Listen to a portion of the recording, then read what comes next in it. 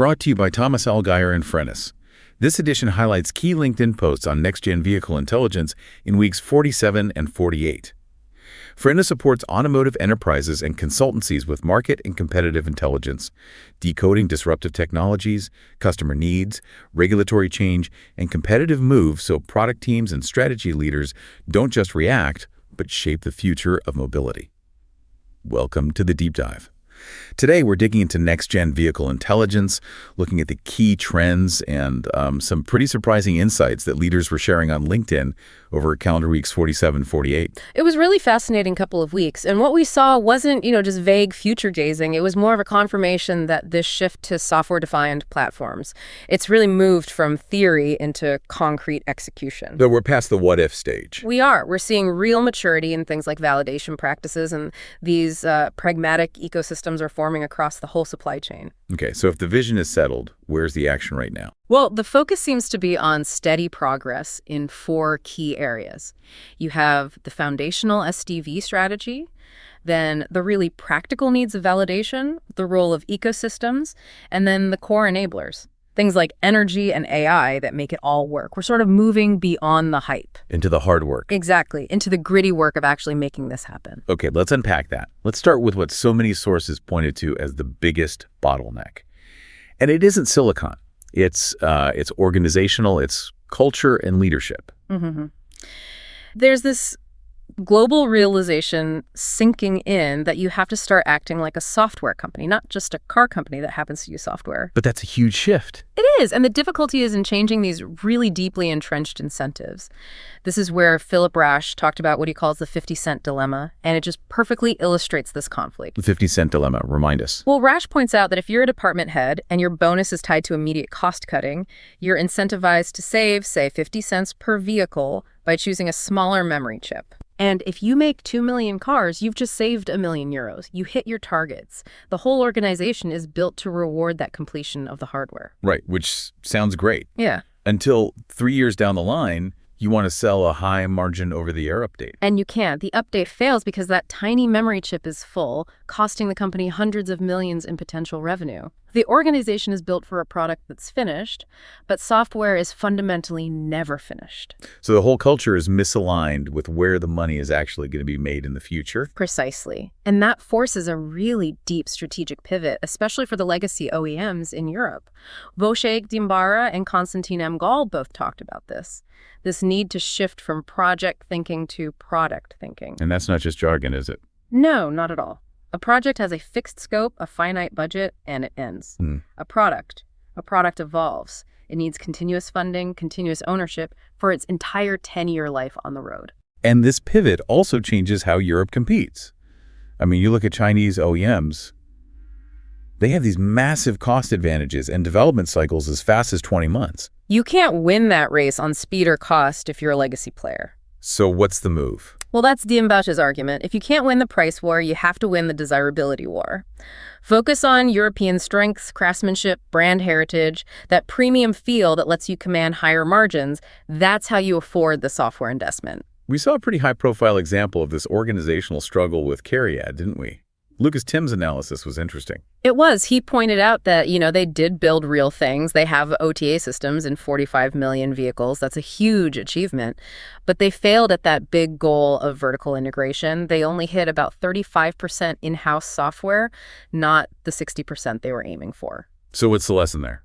It seems to be an expensive lesson in pragmatism. Right. The new leadership under Peter Bosch is refocusing on just delivering and crucially embracing partnerships. Like the Rivian joint venture or the XPeng deal in China? Exactly. It's a clear admission that you can't out-engineer everyone in every single vertical. Smart partnering is the only way to go. And this all comes back to a foundational mindset.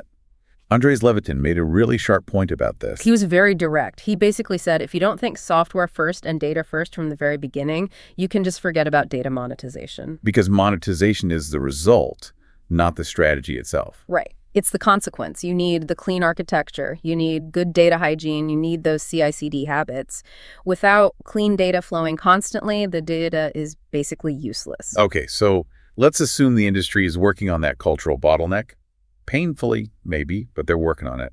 The next challenge is just pure speed and safety. So let's move to our second theme. validation, testing, and the role of virtualization. Yeah, this area is maturing so quickly because it has to. The old methods are just breaking under the complexity. Andrea Leitner really zeroed in on the core challenge, which is that you just can't physically test every possible real-world scenario. The variety is infinite. You can't. Which is why scenario-based testing is, it's non-negotiable now. It's the only way to manage that complexity. It lets you link requirements to realistic situations and, really importantly, prioritize the critical edge cases for safety. And it's not just about good engineering practice. Yeah. It's becoming mandatory. It is. Dr. Wilhelm Grapner mapped this out. To get continuous compliance with the new UN regulations, R155 and R156, you have to completely overhaul your approach. What does that look like? It forces you into what he calls a multi-pillar validation approach. You need software in the loop, or SIL, hardware in the loop, HIL, vehicle in the loop, and of course, the physical proving grounds. All of them have to work together. The goal isn't just a one-time pass at launch. No, the goal is to generate continuous safety evidence for the entire life of the car. But even with all these amazing virtual tools, Stefan Turlier pointed out that the biggest practical slowdown is still what he calls integration hell. Ah, yes. The reality of hitting the hardware. The bottleneck isn't the code. It's trying to merge code from 5 different tier 1s onto 3 different chips, all with their own protocols. It works fine in simulation. And then you put it on the metal and it's chaos. It's chaos. Interfaces collide, things break, and you get long, long delays. So how do you break free from being chained to that slow hardware cycle? Virtualization. It's the only way. Robert Fay called virtual vehicles and digital twins the last escape for legacy OEMs. It gives you instant iteration, independence from the hardware. And the data on the efficiency gains is it's staggering. Stefan Itter had some numbers on this. He did. He showed that SIL testing can take the pre-production evaluation loop. So the time to get feedback on your code from 5 months down to just 3 days. 5 months to 3 days. It's a speed multiplier the industry has never even imagined. It completely changes who you can hire and how you can work. Let's shift gears from the process to the plumbing. The deep stack, ecosystems, standardization. We often talk about the flashy interface, but the real complexity is way down in the base layers. The hidden champions. Exactly. Sean Sickie and Augustin Friedel were really clear on this. The most critical work is being done by companies that many people, even executives, might overlook. Companies like Green Hills Software or QNX. So for listeners who aren't deep in middleware, what makes them so critical? Well, take Green Hills. They provide certified separation kernels. Think of it as an ironclad security wall inside the computer. If your infotainment system gets hacked, that hack can't cross the wall to mess with your brakes or your steering. Precisely. It guarantees functional safety at the OS level. And then you have companies like QNX providing deterministic schedulers, which ensure that critical things like an airbag deploying happen in a guaranteed time window, no matter what else the processor is doing. If you get that foundational layer wrong, an OTA update goes from a convenience to a massive global recall. So on top of that solid foundation, there's this big push for API-first design, which Bartosz Burda highlighted. What's the benefit of treating the car like a set of APIs? It's all about decoupling. Instead of every single team trying to reverse engineer CAN-bus traffic to figure out the vehicle's speed, they just plug into a single standard contract, something like vehicle.speed. Using standards like COVISA VSS for the data model and ASAM SOVD for diagnostics. Correct. It means your AI agent, a web dashboard, a fleet tool, they all just plug into the same contract. It slashes integration time and future-proofs the whole system. And we're seeing this software approach totally redefine hardware domains. Yeah. James A. had a great example with QNX Sound. Yeah, that was fascinating. They shifted the entire audio processing from hardware into software. And the impact. It was huge. Cost savings up to $98 per vehicle, weight reduction of 28%. And most importantly, speakers become a commodity and you can push new audio features like noise cancellation over the air years after the car is sold. That's a perfect example. It's not just new features, it's actively reducing cost and weight. Okay, so let's move to our final theme, the core enablers: energy, AI, and global reality. And let's start at the physics level. We have to talk about energy. Dr. Gabriel Seiberth argued that while we all focus on code, the real dark matter shaping the architecture is just electrons. He said neglecting it compromises the whole stack. How so? Well, he points to the failure of continuing to rely on the old 12-volt system while piling on massive compute loads. That lawnmower skeleton, as he called it, just can't handle the power delivery or the heat. Energy has to be a first-class citizen in every single architectural decision. And that need for compute is only going up, mostly because of AI.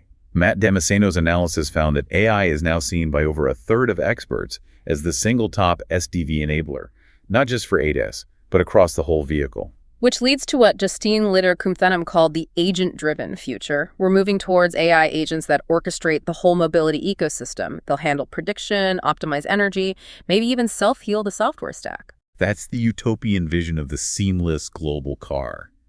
But then Enrique Manguino brings us crashing back to reality. He argues the global platform dream is basically collapsing. And his point is critical. Your SDV strategy can't be one-size-fits-all anymore. It has to be global vision, regional stacks. He outlined 3 completely different realities that you have to engineer for. Okay, let's break those down. What are the 3 zones? So first, the EU is permission first. It's all about compliance, R155, R156. You have to prove it's safe and secure before you can deploy it. What the US? The US is liability first. It's mostly self-certification, which means you're really designing for legal defense. You're focused on documenting your safety case to protect yourself in court. And finally, China is all about data control. Exactly. Sovereignty first. Data has to stay onshore. You have to use local crypto standards. You're tailoring everything to their domestic data laws. Pushing one global code base through those 3 worlds is just strategically impossible. Wow. So the challenge is truly multidimensional. You have to align the culture, the speed of virtualization, the deep stack stability, the physics of energy, and manage it all across these fragmented global regulations. Got a lot to juggle. So wrapping up, the consensus seems to be that SDV success isn't about writing more code. It's about getting better at collaboration and creating these incredibly fast learning loops, almost like a Formula One team. Right. And when you combine that cultural resistance, that 50-cent dilemma, with the insane pressure from AI and global fragmentation, it's clear the winner will be the company that masters the cultural shift first. Robert, no, we'll put it perfectly. The job isn't managing change anymore. It's managing continuous reinvention and making that feel energizing, not exhausting. So I guess the provocative thought to leave everyone with is this. If your competition can develop a software car in 20 months and AI is accelerating everything, how long can you afford to let organizational inertia slow you down before your hardware excellence just becomes irrelevant? If you enjoyed this deep dive, new editions drop every 2 weeks. Also check out our other editions on electrification and battery technology, future mobility and market evolution, and commercial fleet insights. Thank you for tuning in to The Deep Dive. If you want a shortcut to being well-informed on vehicle intelligence, go ahead and hit that subscribe button. We'll see you next time.